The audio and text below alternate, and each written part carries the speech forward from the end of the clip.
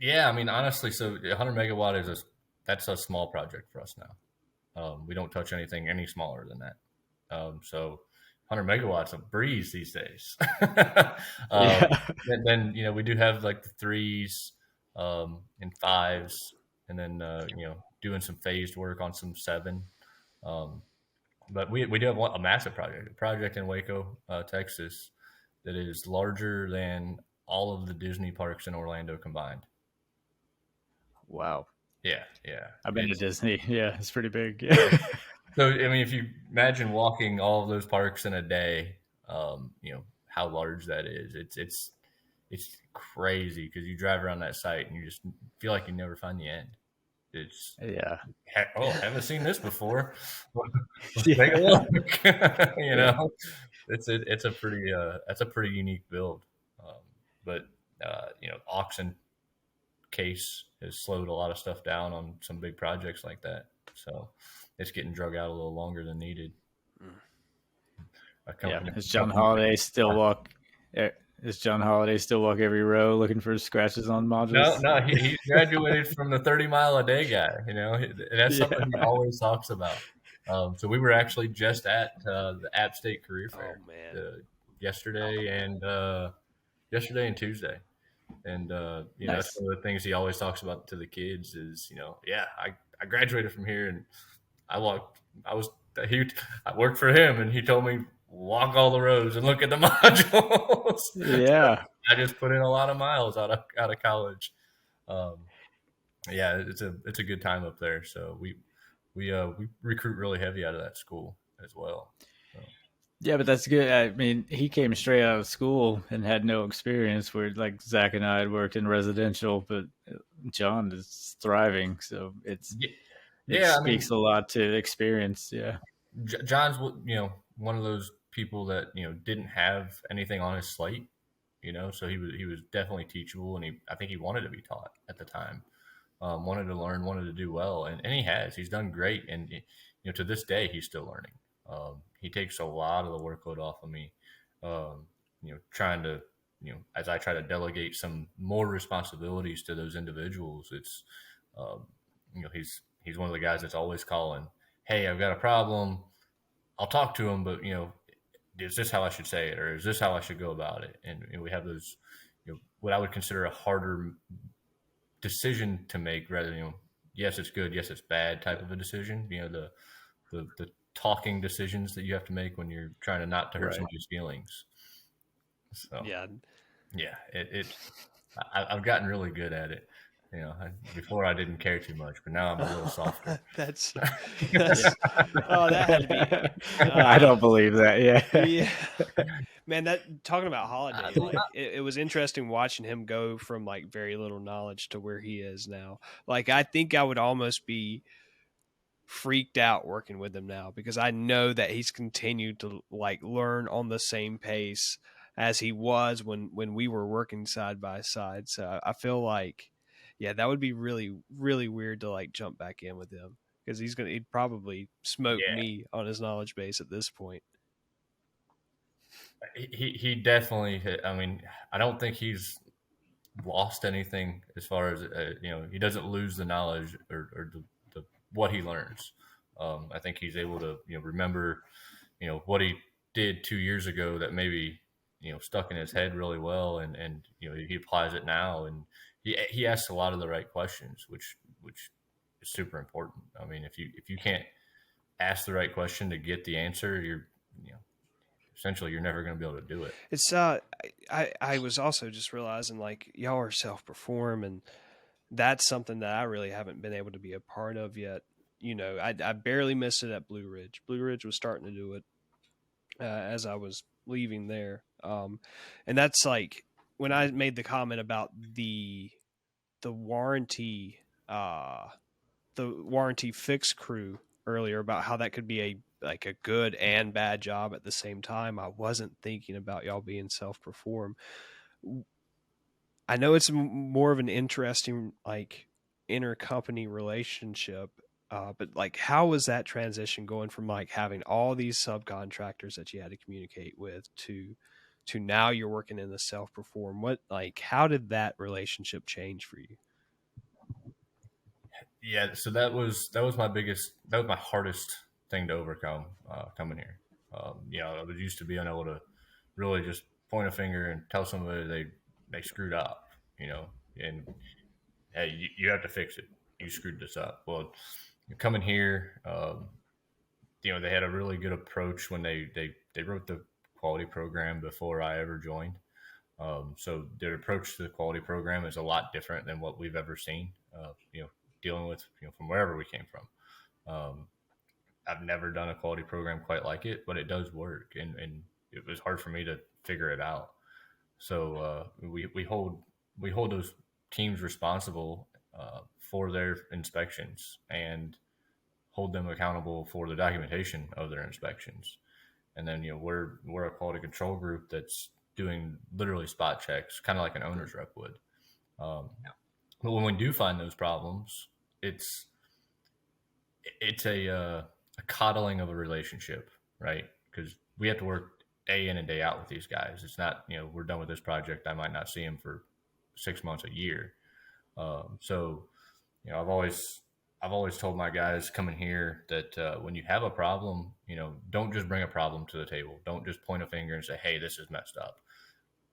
Bring the problem up, but have a solution to bring to the table for the team. You're gonna be considered more of a team member at that point, trying to help resolve something rather than just point things out and bring bad things up all the time. So, and what we've kind of cultivated is a group of individuals that can be approached by those self-perform teams when they have a problem. They don't try to hide a problem. They say, "Hey, we messed this up. How can we fix it? What's going to be in the guidelines for us?"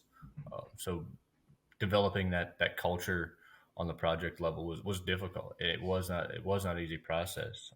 When I first hired in, there were people here that were from First Solar, some other companies that operate in a way different manner, and they couldn't break their habits of getting out of that kind of what we call the quality Mm. cop, and the guy that's just always out there looking to write a ticket for somebody, right? Um, and they were always like, "Oh, here comes this dickhead. Why? What do we do? Or don't do that." They'll say something to somebody. We don't have that relationship anymore. It definitely was here when I first showed up, but we've kind of cultivated a lot of younger people. Got a lot of the interns from App State. I think I've got 5 App State grads that work for me now. Incredible. We have more in the company that work for us in different sectors. So cultivating young, being able to have that clean slate, kind of helped out that process a lot because they don't have a bad habit to break. Now I do have some other experienced individuals, but they were able to figure it out, and it works Yeah. for them. So it is a huge change, huge But change to be on the same team with the people you're trying to call yeah, but out. the Yeah. culture that you guys have been forced to create, it seems like if we as an industry adopted that, we would probably all be better off because we wouldn't be killing our subcontractors anymore, or getting into these long drawn out fights. It would be more of a one team, one dream type mentality. Yeah, no, and that's exactly that was kind of what we had a rally cry on.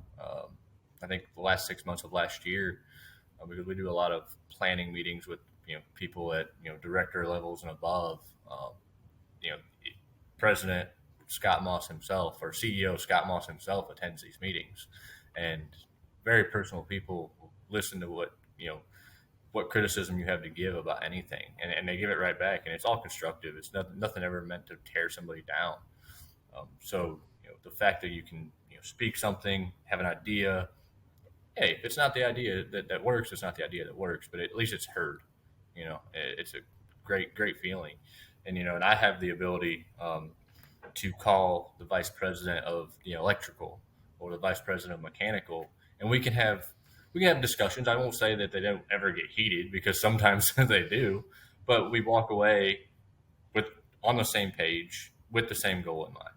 You know, it's a win-win. And the next day we'll be at a meeting and shake each other's hand, talk like nothing has ever happened. So Well, that's important. You get, I'm sure we've all worked for companies, maybe not even in solar, where you get someone who's like, this is how we do it, and like it or leave it, and it it never works out for the best. So Yeah, no, it's a different feel over here for sure. Insane. It absolutely is. I definitely hit a jackpot on a really really nice paying slot machine. Yeah, yeah, you deserve it, man. Yeah. definitely happy for how that worked out, man. Like it sounds like it couldn't have worked out better. But that is one question I like to ask in this series is like looking back on it. You've had a hell of a run. Um, is there anything that you would have done differently looking back on it to make it a smoother ride to where you are today? Man, if anything were changed, I wouldn't be in this Sure. situation. I would have never chose this career path. It would have never happened. So I mean, to say that to change something to just get to the same goal, it would have never happened. Wouldn't Yeah, I change hear anything. that. Would won't say it was an easy ride. It wasn't an easy ride. I've put some time in. Had a lot of blisters. Went through a lot of $200 pairs of boots, but it's definitely been Well, fantastic. how about this one then? Like eventually, sometime in your in the future of your career, you come across somebody that makes you think like, "Holy shit, that's little Tyler." What advice would you give to him to say? And he wants to end in the same spot that you're in. Like, what advice would you give to him as far as like smoothing that process out for him? Ooh, little Tyler's scary. I don't know. Honestly, I would say that you know don't let your attitude get in your way. Yep. Yeah, I mean, I was a young, when I worked in residential, construction. Um, I was a manager. I had people that listened, that reported to me, but I was a complete and total asshole, completely.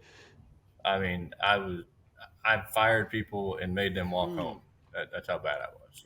That's Yeah. brutal, but that doesn't surprise me because I remember like Tyler Ramey's ship was the tightest ship I ever had to be on, man. Like, dude didn't mess around at I all. mean, I'll never forget you telling John and Nick, if y'all don't stop, I'm sending both of y'all home. Oh, do you remember that day when John and Nick were really going those at it? two used to be at each other's Oh throats, my man. God. They used to be at each other's throats Yeah, constantly, arguing. Yeah. just arguing like little kids. And man, I had little kids at the time. I deal with this. That's what you tell them. If you don't stop, you're going in timeout. Oh man. Yeah.